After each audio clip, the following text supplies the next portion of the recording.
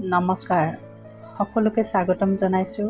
আজি এটি নতুন ভিডিঅ' লৈ আহিছোঁ। আপোনালোকে জানেই মই ভিডিঅ' লৈ আহি থাকোঁ আপোনালোকৰ উৎসাহ পাবৰ বাবে আৰু আপোনালোকৰ মৰম আদৰ পাবৰ বাবে, আৰু আপোনালোকে সেইখিনি দিও আহিছে আৰু সেইকাৰণে মই ভিডিঅ'সমূহ আপলোড কৰি আছোঁ। আৰু আপোনালোকে মোৰ ফেচবুক পেজত গৈও মোৰ ভিডিঅ'বোৰ চাব পাৰে। মোৰ পেজ হ'ল শেৱালি ইউটিউব, আৰু তাত গৈ মই বিভিন্ন বিষয়ৰ ভিডিঅ' দি আছোঁ, শ্বৰ্ট ভিডিঅ' ৰিলছ বনাই আছোঁ, আৰু সেইবিলাক চাই কেনেকুৱা পায় মন্তব্য দিলে মই ভাল পাম। আজি মই লৈ আহিছোঁ ছেপ্টেম্বৰ মাহৰ অনুপমা অঞ্জলি মাহেকীয়া আলোচনীৰ সংখ্যাটোৰ বিষয়ে ক'বলৈ আহিছোঁ। আজি সেয়াই ক'ম। আৰু অনুপমাখনৰ বেটুপাতটো হৈছে এনেকুৱা: মাহেকীয়া অনুপমা অঞ্জলি, আৰু তলফালে এনেকৈ গৈ আছোঁ। বেটুপাতটোত কাভাৰ মডেলৰ ফটো দিছে হিমাজ্যোতি তালুকদাৰ। মই কৈছোঁ হিমাজ্যোতি তালুকদাৰে ভাল লেখে, বহুত ভাল লেখিকা। আৰু ইয়াৰ পিছৰখিনি মই দেখাম। পিছফালটোত বেটুপাতৰ পিছফালটোত মানে শেষ পৃষ্ঠাত ৰখা হৈছে মোক বঁটা আগবঢ়োৱা ফটো কেইখনমান ৰখা হৈছে, কাৰণ শেষ পৃষ্ঠাৰ মডেলত আমি ফটো প্ৰতিবাৰে দিওঁ, এইবাৰ ফটো নাহিলে, গতিকে মই এইখিনিয়ে দি দিছোঁ। আৰু তাত লিখা আছে নেপকছৰ তৰফৰ পৰা যোৱা 1 ছেপ্টেম্বৰ 2023 শুক্ৰবাৰে জ্যোতি চিত্ৰবনত অনুষ্ঠিত হোৱা এক গাম্ভীৰ্যপূৰ্ণ অনুষ্ঠানত অনুপমা অঞ্জলি মাহেকীয়া আলোচনীৰ মুখ্য সম্পাদক ডক্টৰ শেৱালি দাসক 8th annual Bharat Ratna doctor Bhupen Hazarika national award 2023 সাহিত্য সুৰভি বঁটা প্ৰদান কৰে। ডক্টৰ শেৱালি দাসে বঁটা গ্ৰহণ কৰাৰ কেইটিমান মুহূৰ্ত আপোনালোকে ভিডিঅ'টো শেষলৈ চাই থাকিব। আৰু সূচীপত্ৰত কি আছে মই ক'ম এতিয়া। ভিডিঅ'টোৰ চাই থাকিলে গম পাব কি আছে। দ্বিতীয় পেজটোত এনেকৈ আছে। ছবি অংকন কৰিছে তন্ময় নাথ ছয়গাঁও। তাৰপিছত আছে সূচীপত্ৰ। মই সূচীপত্ৰত কৈ যাম, আপোনালোকে গম পাব তেতিয়া। সূচীপত্ৰটো হ'ল এনেকুৱা, আপোনালোকে চাই থাকিব গম পাব সূচীপত্ৰত কি আছে। ভিডিঅ'টো চাই থাকিলে গম পাব সূচীপত্ৰত কি ৰখা হৈছে।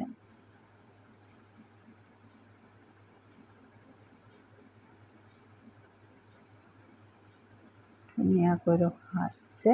সকলোৰে লেখাসমূহ দি মই ভাল পাওঁ, সেইকাৰণে যাতে কাৰো লেখা ৰৈ নাযায় সেইটোৰ প্ৰতি লক্ষ্য ৰাখোঁ। আৰু কেতিয়াবা তেনেকুৱাও হয়, ৰৈ যায়, তাৰ কাৰণে দুখিত। আৰু মাজে মাজে মই দেখাই যাম কি আছে, আপোনালোকে চাই থাকিব গম পাব।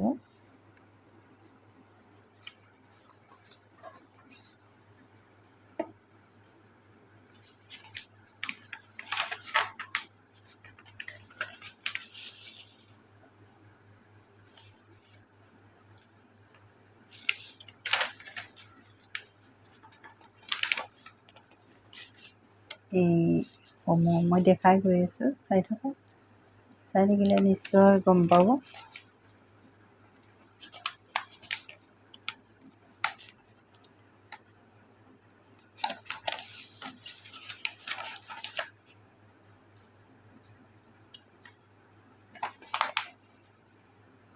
এইটো ৰখা হৈছে।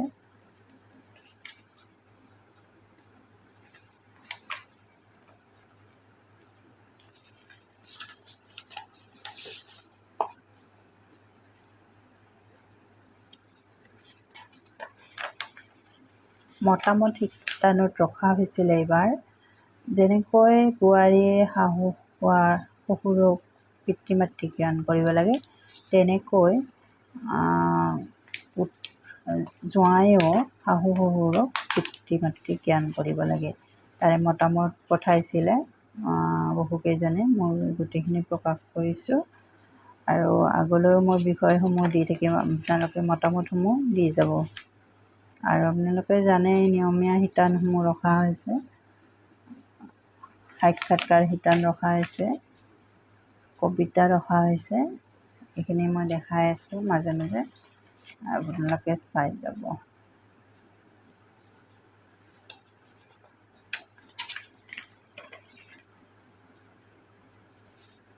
স্বাস্থ্য শিতান ৰখা হৈছে,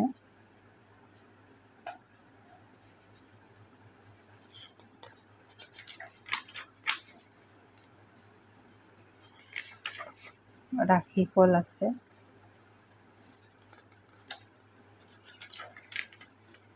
অনুগল্প আছে,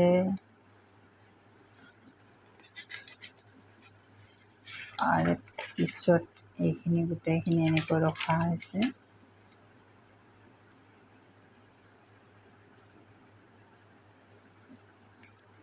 তাৰপিছত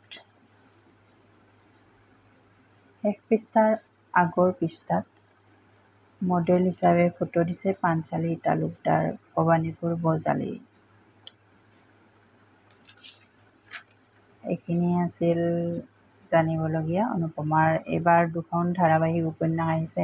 এখন হৈছে সেন্দুৰ ৰঙা ৰং, জয়ন্ত কুমাৰ নাথৰ, আৰু ৰিজুমণি দেৱীয়ে দিছে এখন নীৰৱে বৈ থাকে এইখনি নহয়।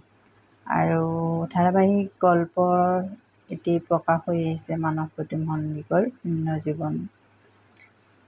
দৰ্শকসকল, আপোনালোকে কেনেকুৱা পালে ভিডিঅ'টো জনাবলৈ নাপাহৰিব।